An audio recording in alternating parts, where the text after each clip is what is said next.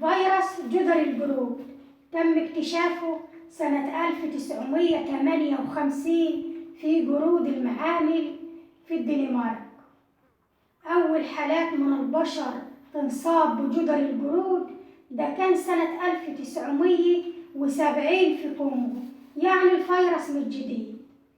المادة الوراثية للفيروس ده هي عبارة عن شريط دبل من الDNA، وده بيخليه أسهل في تصنيع دواء مضاد ليه وأقل في التحول.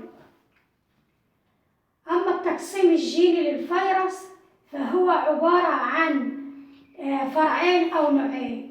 النوع الأول موجود في وسط أفريقيا، والنوع الثاني في غرب أفريقيا، وفيه بعض الدول موجود فيها النوعين.